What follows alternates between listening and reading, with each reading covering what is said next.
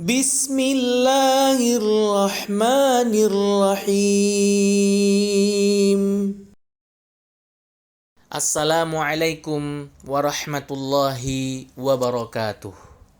Yaqulu Rabbuna Jalla wa Ala fi kitabil karim, Ya ayyuhalladzina amanu taqullaha haqqa tuqatih wa la tamutunna illa wa antum muslimun.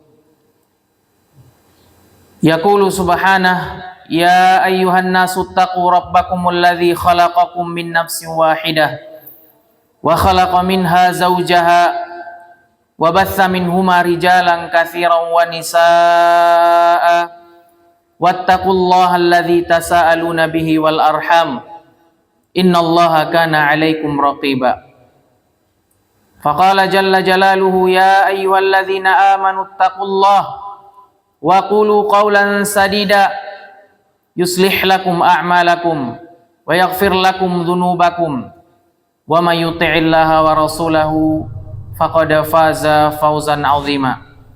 Fa inna asdaqal hadithi kitabullah wa khairul huda huda Muhammadin sallallahu alaihi wasallam wa syarral umuri muhdatsatuha fa inna kulla muhdatsatin bid'ah wa kulla bid'atin dhalalah wa kulla dhalalatin finnar.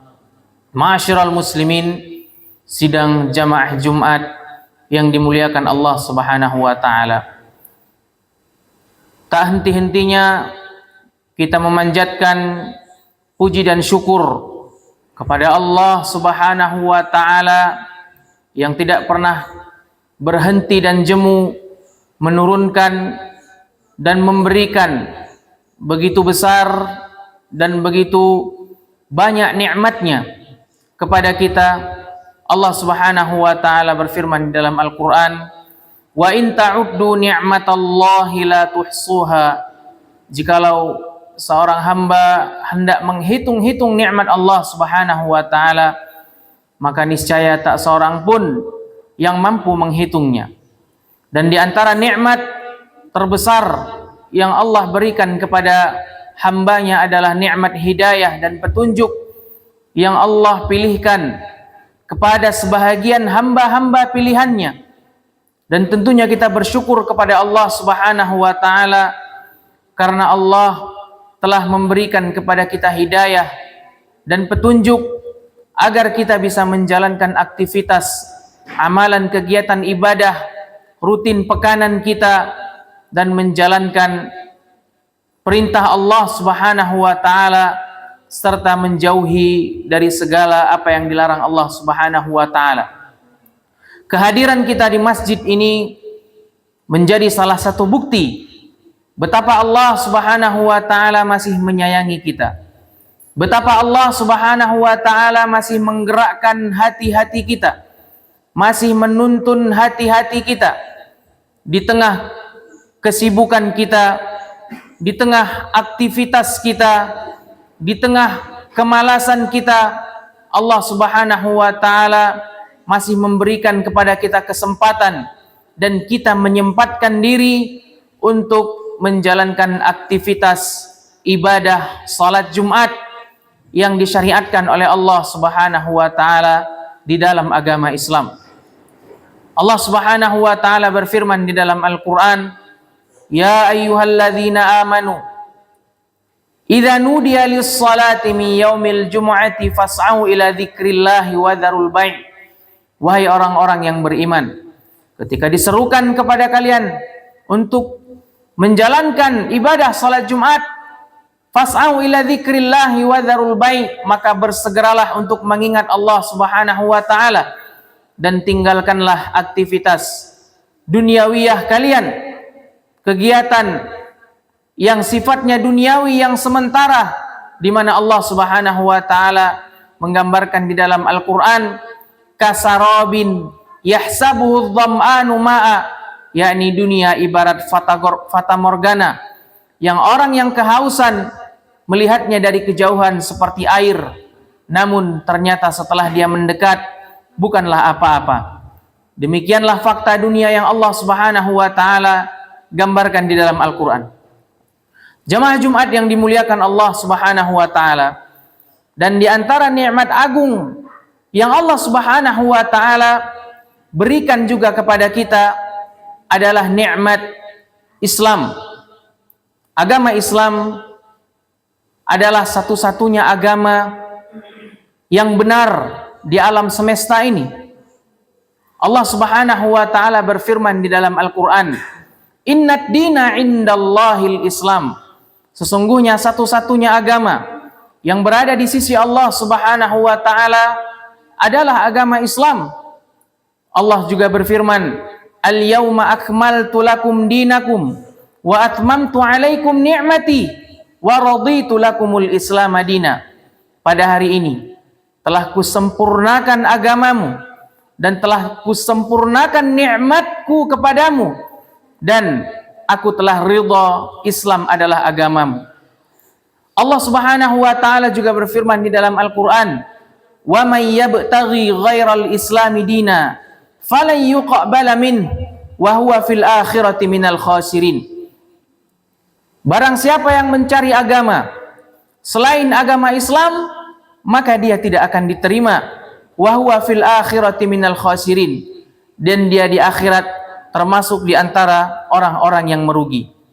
Rasulullah sallallahu alaihi wasallam mengingatkan dalam sebuah hadis yang diriwayatkan oleh Al-Imam Al-Muslim. Rasulullah bersabda, "La yasma'u bi ahadun min hadhil ummah Yahudiyun wala Nasraniyun thumma yamutu walam yu'min billadhi ursiltu bihi illa kana dakhala jannam illa kana dakhala nar." Tidak seorang pun dari umat ini yang mendengarkanku dari kalangan Yahudi dan orang-orang Nasrani, dan mereka meninggal kemudian mereka tidak beriman terhadap apa yang aku bawa, kata Nabi Muhammad sallallahu alaihi wasallam, kecuali mereka masuk ke dalam neraka jahanam. Jamaah Jumat yang dimuliakan Allah Subhanahu wa taala, kita melihat miliaran manusia di alam semesta ini, dan masih banyak di antara mereka yang tidak mendapatkan hidayah dari Allah Subhanahu wa taala. Belum mendapatkan hidayah dari Allah Subhanahu wa taala, dan banyak di antara mereka yang tidak berada di atas agama Islam. Dan Allah Subhanahu wa taala masih belum memberikan hidayah kepada mereka. Ada di antara mereka yang ateis, yakni di mana mereka tidak percaya Tuhan sama sekali.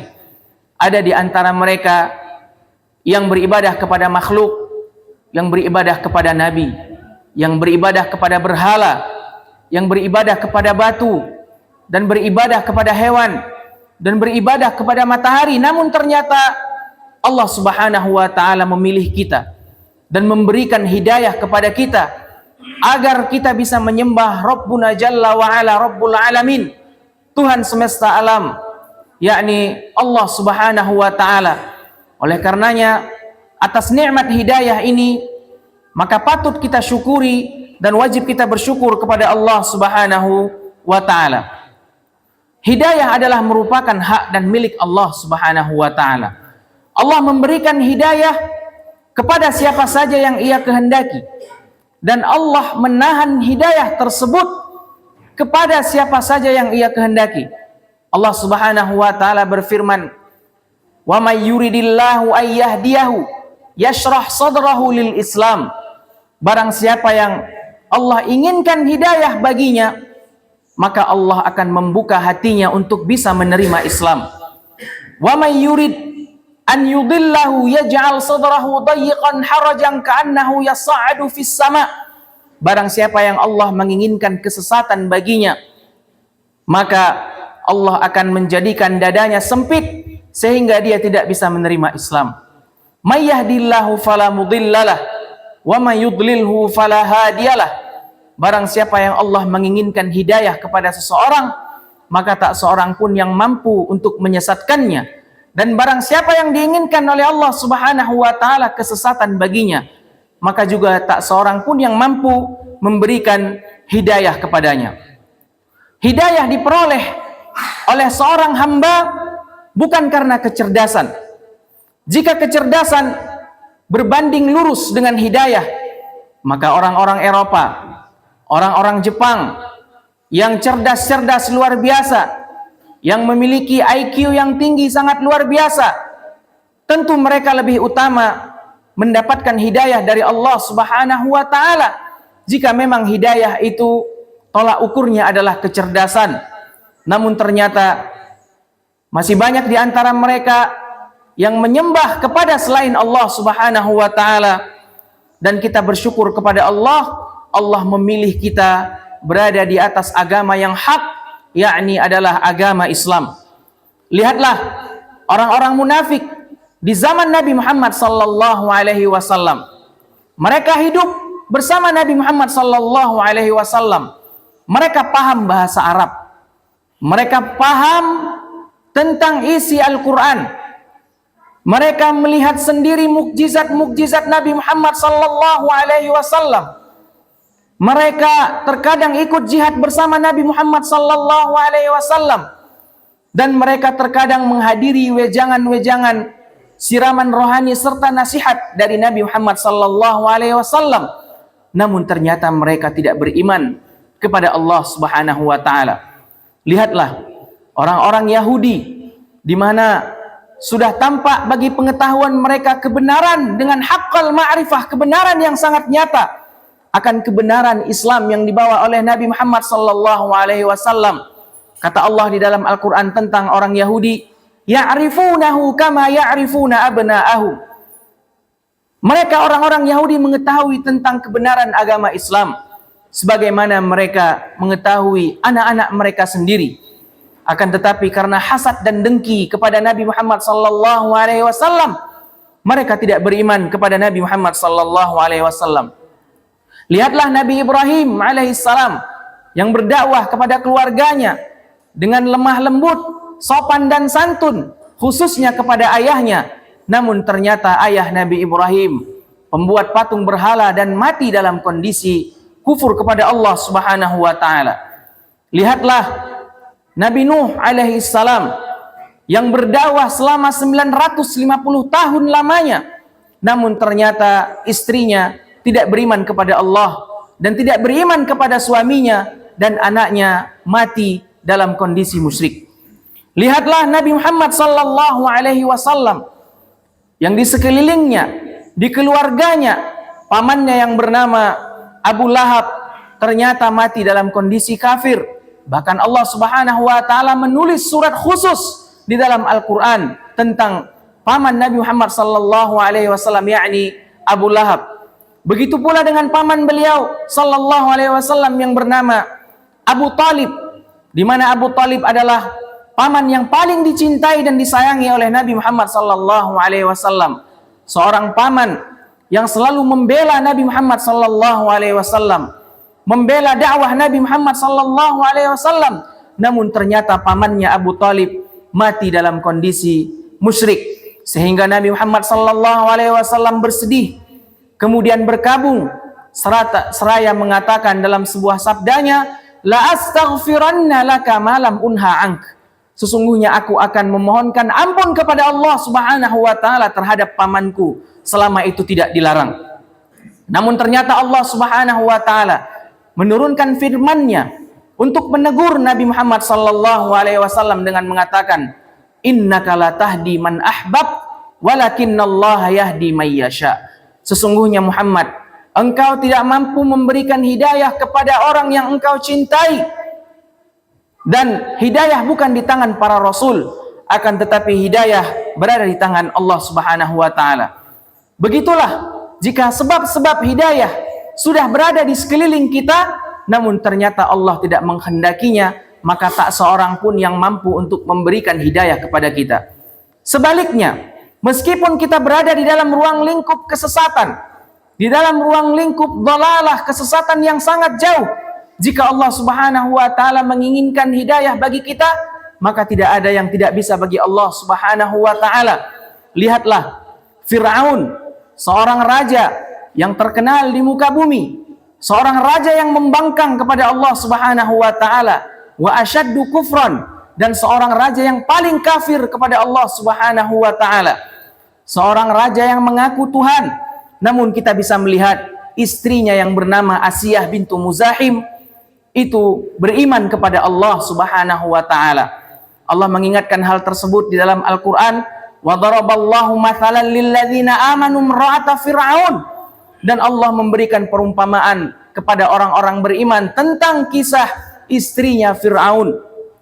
Idz qalat rabbi ibni li 'indaka baitan fil jannah. Istrinya Fir'aun mengatakan kepada Allah Subhanahu wa taala, Rabbi ibni li 'indaka baitan fil jannah, bangunkan bagiku rumah di dalam surga, wa najjini min fir'auna wa 'amalih, dan selamatkan aku dari Fir'aun, dari amalnya, wa najjini min qaumiz zalimin, dan selamatkan aku dari kaum dan orang-orang yang zalim. Jamaah Jumat yang dimuliakan Allah Subhanahu wa taala. Di sini kita mengetahui bahwa hidayah adalah nikmat yang luar biasa yang dirasakan oleh seorang hamba, khususnya bagi kita orang yang beragama Islam. Oleh karenanya Nabi Muhammad sallallahu alaihi wasallam ketika menggali parit pada perang Khandaq, Rasulullah bersabda, "Laulallah, jikalau bukan karena Allah Subhanahu wa taala, mahtadaina wala sallaina wala tasaddaqna." Jikalau bukan karena Allah Subhanahu wa taala, maka kita tidak bisa mendapatkan hidayah, kita tidak bisa melaksanakan sholat, dan kita tidak bisa memberikan sedekah. Begitu pula pada hari ini kita mengatakan, jikalau kita tidak mendapatkan hidayah dari Allah Subhanahu wa taala, maka tak seorang pun yang mampu menuntun hati kita, menuntun langkah kaki kita, ayunan tangan kita menuju Masjid Al-Ikhlas dalam rangka menjalankan ibadah sholat Jumat. Karena faktanya di luar sana masih banyak orang yang disibukkan dengan dunia dan dia meninggalkan ibadah sholat Jumat. Nabi Muhammad sallallahu alaihi wasallam mengingatkan dalam sebuah hadis, "Man taraka thalatha juma'in tahawunan biha." Barang siapa yang meninggalkan sholat Jumat selama 3 kali berturut-turut dengan sengaja tanpa ada udzur syar'i, taba'allahu ala qalbih, maka Allah Subhanahu wa taala akan menutup rapat hatinya. Oleh karenanya kita berdoa kepada Allah Subhanahu wa taala agar Allah selalu senantiasa memberikan hidayahnya kepada kita dan memberikan kepada kita keistiqomahan serta ketegaran berada di dalam agama Islam. Astaghfirullah li wa lakum. Alhamdulillah, alhamdulillahi ala ihsanih, wa syukru lahu ala taufiqihi wa amtinanih. Ashhadu an la ilaha illallah ta'ziman li sya'nih, wa ashhadu anna Muhammadan abduhu wa rasuluhu ad-da'i ila ridwani. Jamaah Jumat yang dimuliakan Allah Subhanahu wa taala, nikmat hidayah harus kita ingat agar kita selalu senantiasa bersyukur kepada Allah Subhanahu wa taala. Allah menyebutkan banyak sekali tentang nikmat hidayah di dalam Al-Qur'an, dan Allah menyebutkan di hadapan dan bersama Nabi Muhammad sallallahu alaihi wasallam. Allah berfirman, wa wajadaka dhallam fahada, dan kami temukan engkau berada di dalam kesesatan, lalu kami berikan kepada engkau hidayah. Dan Allah Subhanahu wa taala berfirman, wa kadzalika auhayna ilaika ruham min amrina ma kunta tadri mal kitabu walal iman walakin ja'alnahu nuran nahdi bihi man nasya'u min ibadi. Demikianlah kami memberikan wahyu kepada engkau Muhammad dari Al-Qur'anul Karim yang sebelumnya engkau tidak mengetahui apa itu Al-Qur'an, apa itu iman, dan kami menjadikan Al-Qur'an tersebut cahaya dan kami memberikan petunjuk kepada siapa saja yang kami kehendaki dari hamba kami. Allah Subhanahu wa taala menyebutkan nikmat hidayah tersebut kepada Nabi Muhammad sallallahu alaihi wasallam, balillahu yamunnu alaikum an hadakum lil iman. Dan Allah Subhanahu wa taala yang memberikan hidayah tersebut berupa iman kepada Nabi Muhammad sallallahu alaihi wasallam. Oleh karenanya jamaah yang dimuliakan Allah Subhanahu wa taala, di antara salah satu perkataan penduduk surga kelak ketika mereka masuk ke dalam surga adalah sebagaimana yang Allah katakan di dalam Al-Qur'an, wa qalu alhamdulillahilladzi hadana li hadza wa ma kunna linahtadiya laula an hadanallah. Dan mereka mengatakan segala puji bagi Allah Subhanahu wa taala atas hidayah yang Allah berikan kepada kami, sehingga dengan hidayah tersebut Allah memberikan kami berupa surganya Allah Subhanahu wa taala. Miliaran manusia di muka bumi ini, Allah tidak memberikan hidayah kepada siapa saja yang Allah tidak menghendaki hidayah baginya. Namun Allah memberikan hidayah kepada kita, dan ini adalah di antara salah satu nikmat yang wajib kita syukuri. Dan di antara doa yang wajib kita baca dalam satu hari semalam, minimal kita membacanya 17 kali, yakni adalah doa ihdinas siratal mustaqim, yang dimana sebagian orang ketika membaca doa ini hanya saja di antara mereka kurang merenungi ihdinas siratal mustaqim. Ini adalah berupa doa yang memiliki arti, ya Allah, tunjukkan kepadaku jalan yang lurus. Dan di antara artinya adalah, ya Allah, jika aku menyimpang dan jika aku melakukan perbuatan maksiat, maka tunjukkanlah aku jalan yang lurus. Dan di antara artinya adalah, ya Allah, jika aku sudah berada di atas jalan yang lurus, maka istiqomahkanlah aku di atas jalan tersebut. Dan di antara artinya juga adalah, ya Allah, ya Rabbal Alamin, jika engkau telah memberikan petunjuk jalan yang lurus bagiku, maka bukakanlah pintu-pintu kebaikan sehingga kita bisa mengerjakan amalan ibadah yang lain. Doa ini penting kita panjatkan dalam sehari semalam di dalam kehidupan kita 17 kali minimal di dalam salat kita. Ihdinas siratal mustaqim. Terutama di zaman sekarang, di zaman fitnah beredar di mana-mana, syubhat beredar di mana-mana. Banyak orang yang berbicara masalah agama tanpa mengetahui dasar-dasar agama, sehingga membuat kerancuan di dalam berfikir bagi umat Islam. Dan di antara mereka ada yang ragu terhadap agama Islam, ada yang mereka percaya terhadap agama lain, ada yang di antara mereka membenarkan, bahkan mengatakan semua agama di muka bumi ini sama. Subhanallah, bagaimana dia bisa menyamakan agama tauhid dengan agama kemusyrikan? Subhanallah, ini di antara syubhat yang beredar di tengah-tengah masyarakat, dan ini terpacu dari sebuah pemikiran-pemikiran oleh orang-orang yang tidak bertanggung jawab. Oleh karenanya kita berdoa kepada Allah Subhanahu wa taala atas gelapnya fitnah tersebut.